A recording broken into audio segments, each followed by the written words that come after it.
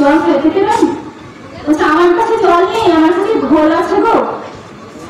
বলছে প্রভু আমার কাছে ঘোল আছে। তো বলছে আমাকে একটু দেওয়া যাবে?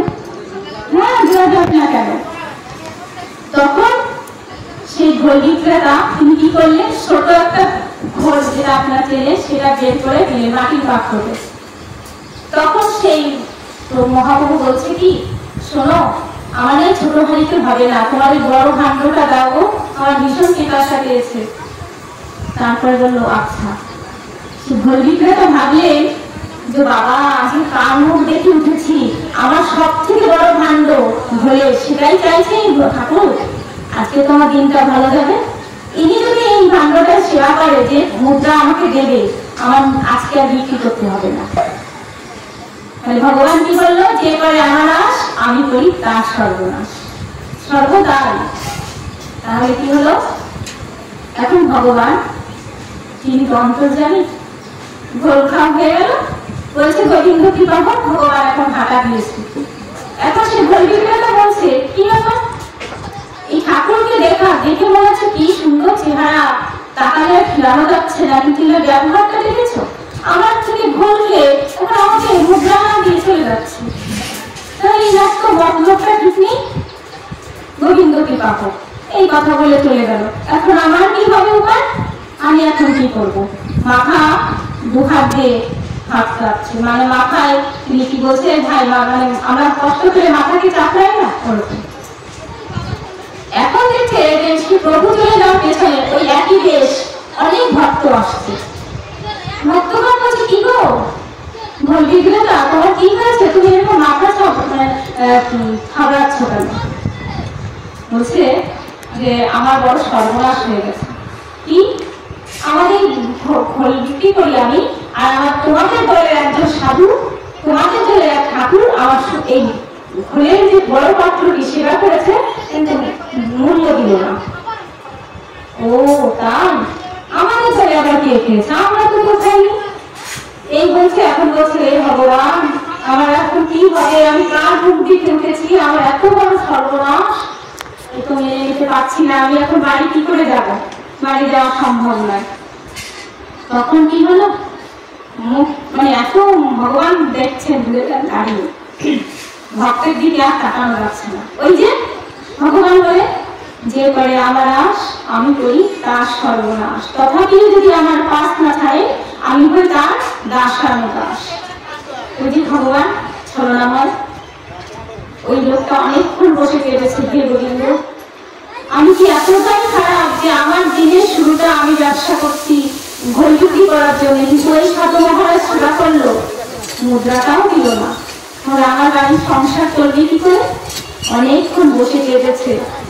কাদার পরে কি হলো মা, ওই যে ওনার সেই ভাণ্ড, ওনার সেই ঝুড়িটা মাথায় করে যখন উনি নিচ্ছে, অবাক কাণ্ড দেখে যে আমার বড় ভাণ্ডটা তুমি বই মানে খোল ফিরে গেছে, মানে ঘোল, মানে এত উঁচু কেন, এত ভার কেন, তুলতে পারছি না কেন, কি হলো?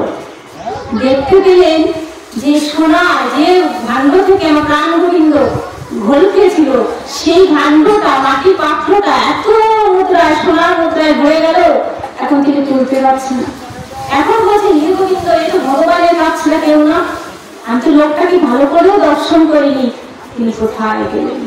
তাই গো সর্বদাই সচেতন থাকবেন, গোবিন্দ আমাদেরও দেখা দেয়, কিন্তু দেখার মতো নয়ন কি আমাদের আছে? তাই যেখানে গীতা পাঠ হয়, গীতার গুণগান হয়, ভগবান তিনি সর্বতীর্থ ছেড়ে দিয়ে সবাইকে দিয়ে সমবেত চিত্তে সেই গীতা পাঠে রত হন, শ্রীমতী রাধারানীকে নিয়ে বিরাজ করেন। বুঝেছেন, গীতা পাঠ, গীতা উচ্চারণ করলে সদ্গতি প্রাপ্ত হয়। এই যে গীতা পাঠের অত ব্যক্তি আপনারা যারা এসেছে, গীতায় লেখা আছে মহাশ্লোকে কি, গীতা পাঠের ব্যক্তি মৃত্যুর পরেও তার পূর্ণ মানব জন্ম হয়। এটা আপনারা গীতা পাঠ রোজ করবেন, যেখানে হোক না কেন, ভাগবত আস্বাদন করবেন, আপনারা অনেকেরই তো চাওয়া পাওয়া থেকে যায় যে মানব জন্ম আবার যেন হতো, অবশ্যই হবে।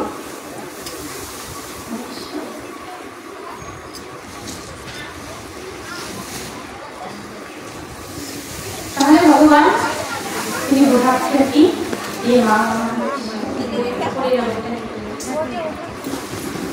তার গুণগান নিয়ে আজকে আমাদের অনুষ্ঠান। আজকে শান্তি কামনার্থে আজকের এই বিশেষ অনুষ্ঠান শ্রীমদ্ ভগবদ গীতা। তাহলে সেই পুরী ধামে দেখতে পেলেন ভগবান ছল ছল চোখে এক ভক্ত দাঁড়িয়ে আছে। তো ভক্তের কাছে দিয়ে বললেন ভগবান যে ভক্ত তুমি কোথা থেকে এসেছো, তোমার নাম কি? তখন ভগবানকে দর্শন পেয়ে আমরা যদি এই যে চিত্রপটে পুজো করছি, গীতা পাঠের আয়োজনে ভগবানকে বসিয়েছি, তাই না? যদি ভগবান এরকম হতো আমাদের সম্মুখে বলতো যে তোমার নাম কি, তুমি কোথা থেকে এসেছো, তোমার মনোবাঞ্ছা কি, তাহলে আমরা কি করতাম? পাগল হয়ে যেতাম, তাই না? তো ভক্ত কি করেছে? সব ছেড়ে দিয়েছে, বাড়ি ঘর আত্মীয় পরিজন ছেড়ে দিয়ে তিনি ভগবানের উদ্দেশ্যে বেরিয়ে পড়েছেন ভগবান দর্শন করার জন্য। এখন সেই ভগবানকে দর্শন করে ভগবান নিজে এসে বলছে তুমি কোথা থেকে এসেছো ভক্ত? তখন বলছে আমি অগ্রদ্বীপ থেকে এসেছি, আমার নাম গোবিন্দ ঘোষ। তারপরে বলছে ভগবান যে ভক্ত তোমার মনোবাঞ্ছা কি? বলছে আমি তোমার চরণের দাস হব, আমি তোমার সঙ্গ করব। ভগবান শ্রী চৈতন্যদেব বলছে আমার সঙ্গ যারা করে তাদের সব হারাতে হয়, তাদের আপন বলতে কেউ থাকে না, ব্যবহার করার জন্য কোনো বস্তু থাকে না তার কাছে। তো তুমি আমার সঙ্গ করো না, তুমি যে পথ থেকে এসেছো সেখানেই ফিরে যাও। তখন বলছে না গোবিন্দ আমি তোমার ওই চরণ ছাড়া থাকতে পারবো না। যদি ভগবান পেতাম আমরা, তাহলে আমরা কি করতাম? অবশ্যই। তো সেই প্রভু বলছে আজকে ভগবান বলছে হে গোবিন্দ তুমি তো আমার কাছে এসেছো, আমার সঙ্গ করবে, তো তোমার মনোবাঞ্ছা কি?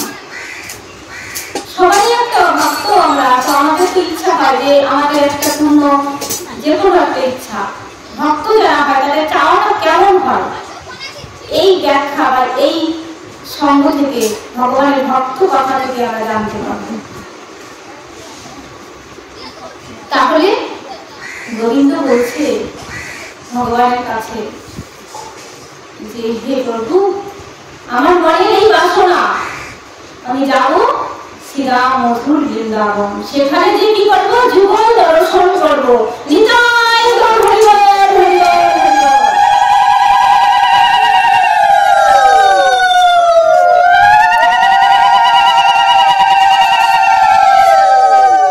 ভক্ত যারা হয় তাদের চাওয়াটা কি?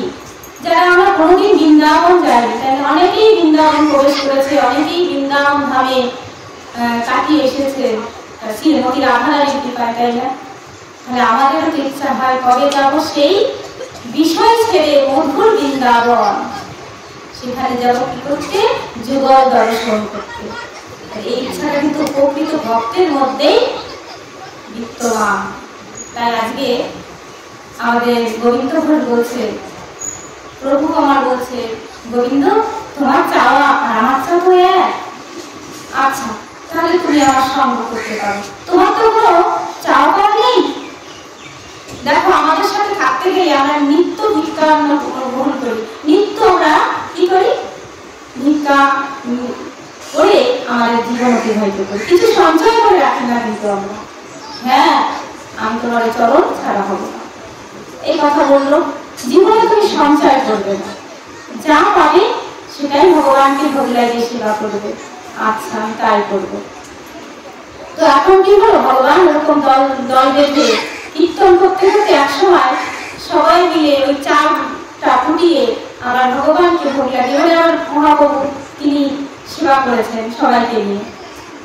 এখন কি হয়েছে? গোবিন্দকে একটা ভক্ত হলে দায়িত্ব গ্রহণ করতে হয়।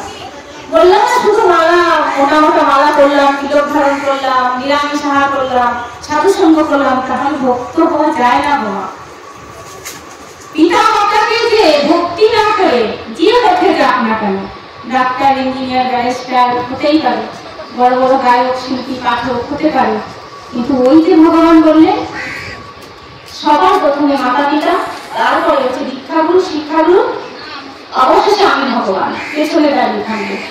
মাতা পিতাকে দুঃখ দিয়ে কোনো সাধন কোনো ভজন হবে না। যাদের থেকে বৃদ্ধ পিতা মাতা আছে তারা এখনো দেখি পিতা মাতার খবরও রাখে না। বড় বড়কে একজন মানুষ হয়েছে, ওইটা আমার ভগবানের খাতায় চিত্রগুপ্ত লিপিবদ্ধ করবে না।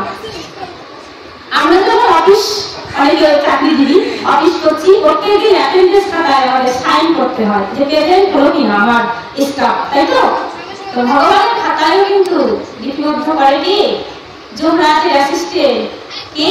চিত্রগুপ্ত এবং বিচিত্রগুপ্ত। আমরা এখানে বসে যা করছি না সব আমাদের যেমন জেরক্স হয়ে যায় না, আমাদের ফটোকপি আরেকটা বানিয়ে দেয়, 10টা চাই 10টা বানিয়ে দেয়, তদ্রূপ ভগবানের সেই সহচর্যা কিন্তু বসে নেই।